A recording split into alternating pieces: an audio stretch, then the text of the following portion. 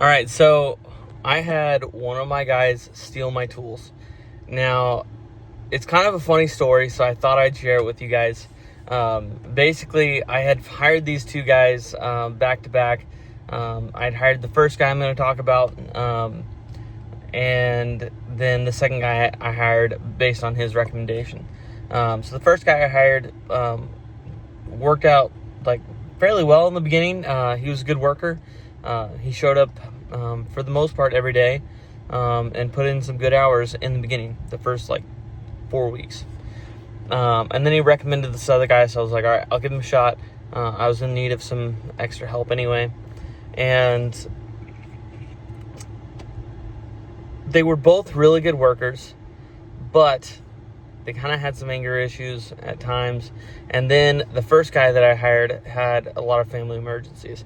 Now, I'm very lenient whenever it comes to family emergencies, just because I've got a family. I want this to be a family-centered business. I never want you to feel like, oh, I might get fired because I have to leave because my kid's going to the hospital or something like that. I'm very lenient whenever it comes to family things. And I tell the guys that I'm like, I don't want you to like screw me over with it, but like if you have something, take it off. Just let me know about it. Communicate. Communication is the biggest key in all of that. So I did that. Let him take off some time. It just got more frequent. It was giving me some red flags. I'm like, you know what? How many times is this actually going to be family emergencies? But who knows? His wife was pregnant at the time. And then they had one time where she had to go to the hospital and they had to induce labor, and they had a preemie baby and it had a long NICU stay, and he took off the entirety of that time, which I did not bat an eye about. I was just like, listen, I'll give you any hours that you want, weekends or whatever. I'll try and give you easy jobs or something, even close to the hospital, so that you can come work, still make some money, but have freedom to do whatever you need to do. Anyway, that went on for a while, and it got to the point where it was just extending so long that I was just like, okay, it's been a month and a half now, almost 2 months, and you really haven't been back to work but maybe 3 times, like 2 or 3 days in there, and those weren't even full days. And so I was like, listen, I have given you a lot of leeway in this, but I do have to have you back because we're starting to get behind on some different projects, and I'm gonna either have to let you go and find somebody else, or I need you to have you back. And I'd rather just have you back. I mean, the policy stands, if something comes up, if something happens that you're needed there for, you take off. I'm not gonna bat an eye, but I need you to start being at work now. It had been long enough. From everything I knew, things were finally stabilizing out a little bit. So he's like, all right, for sure, I'll be back this day. And then he pushed it back because of an emergency, and then he pushed it back a little bit, and then it was going to be Monday. He'd shown up a couple of days, like a couple of weeks before, but that was about it. And so he's like, all right. I was just like, listen, I need you back Monday. And so he's like, all right, I'll be back Monday. Never showed. And at that point, I didn't hear anything from him. I was just like, okay, he just quit in my mind. I'm just going to let him quit. He no-showed, no-called for the rest of the time, so I just let it be. A little bit before that, his friend that he had brought on, I had to fire because, and it's one of the few guys I've ever had to fire, but for some attitude issues that was just, I'm young. I'm a young business owner. He was like at least 15 years older than I am, and probably more. And he didn't have respect for me. And for the most part, he done a good job. He was having a lot of anger issues that I hear about whenever I'm not around. But then they started happening while I was around. He was getting a little bit too comfortable with basically not being able to respect me in different things, and that's its own story itself. He kept asking for money. I told him no, and then he blew up at me because he was asking for money, and it wasn't on a normal pay schedule. So I never missed any of my guys' paydays. And I had even helped him out beforehand whenever he was just starting to join our team, which might have been a mistake at this point. I get it, but I'd helped him out because I want to help my guys out. I like keeping guys, and I figure if I help them out, they'll help me out. And that's served me well so far with most of the guys I've had. So I had to let him go. He wasn't too happy about it. I'm guessing word probably got back to the first guy that I had hired, and they both left, and it was okay. I was just like, all right, well, I'll go hire someone else. It's not the worst thing. I didn't feel any animus towards them at all. I don't even have hard feelings to the guy that I had to fire.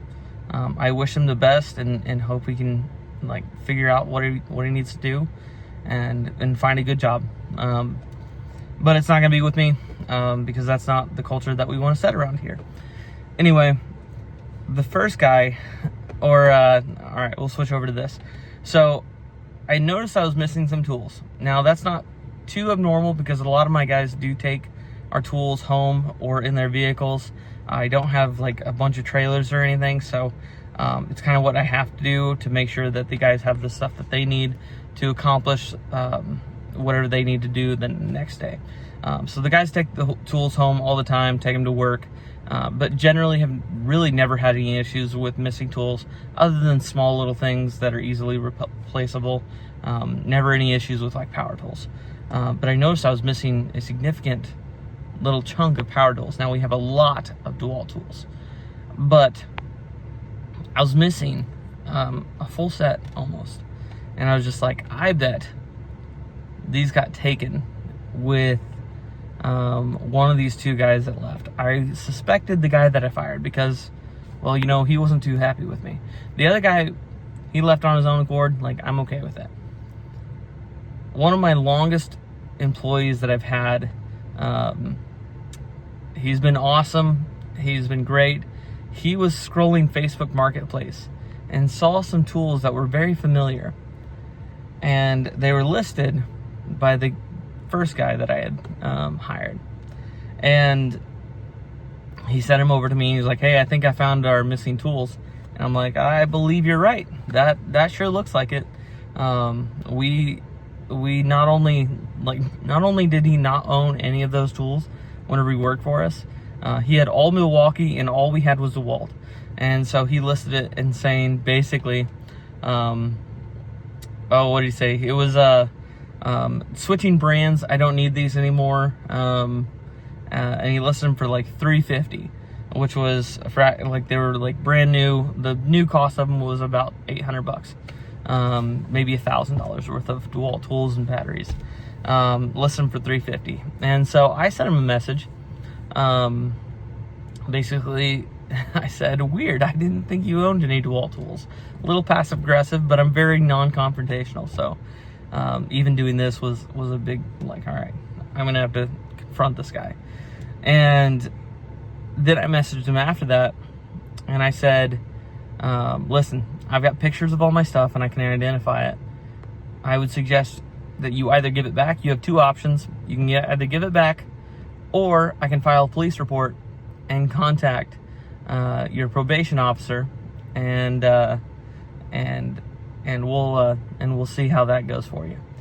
Anyway, didn't open the messages. I waited for like an hour, and at about half an hour of waiting, I messaged my friend, and I got them to send a message on the same post asking to buy the tools.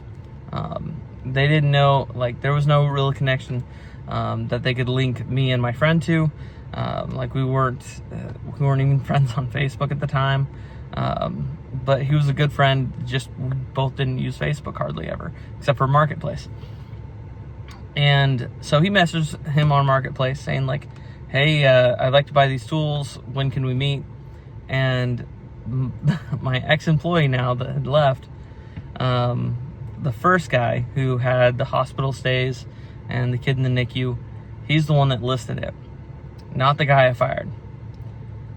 And he messaged my friend back who offered to buy the tools and not me back, even though I had like made my presence known, made him known that I'm like, these are my tools. I know they are. I can identify all these different parts of them, and you need to give them back. Otherwise, you're probably going to get in some trouble. So he didn't message me back. He messaged and set up a time to sell the tools to my friend. I was going to go to that meet, not let my friend go, just go with it. Take my dad and maybe another one of our employees and just go confront him in person. The wives really didn't like that. They thought it was a bad idea, and I kind of agree with them, but it was sounding a lot more entertaining than the idea of just not going. So anyway, I ended up not going to the meet. I was heading that way, and that's whenever we kind of decided that no, I probably shouldn't go to this, and we were gonna just go to my parents' house and stay there for the duration of it. Just let the meeting not happen, and I would address it. I was just gonna file a police report and go about it that way at that time, instead of making a scene in a public place. I just like, this isn't that big of a deal. I have a ton of tools, but I don't like getting things stole from me, so I'm gonna address you with that.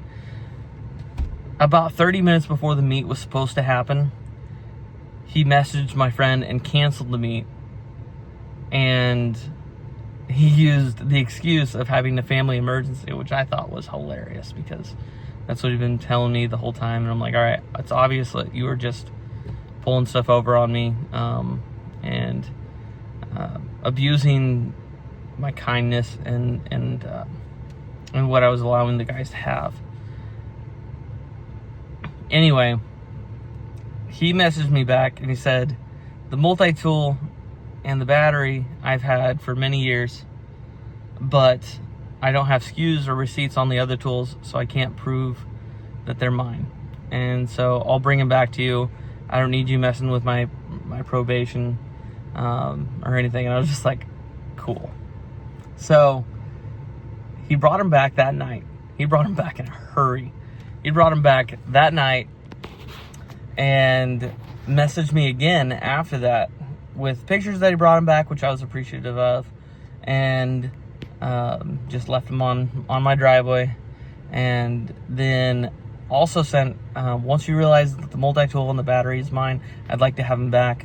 I don't really know what's yours and what's mine. I don't really care. Just don't want you messing with my stuff. Still acting innocent in all this. The funniest part, though, was, all right, cause I was at my parents' house. I went back to my house, looked at the tools. He had written his name over most of them, and I had like black Sharpied my name into the tools before, but a lot of them had been worn off, and like they've been well-used tools, and I'm not that great at marking them, even though I'm a lot better now.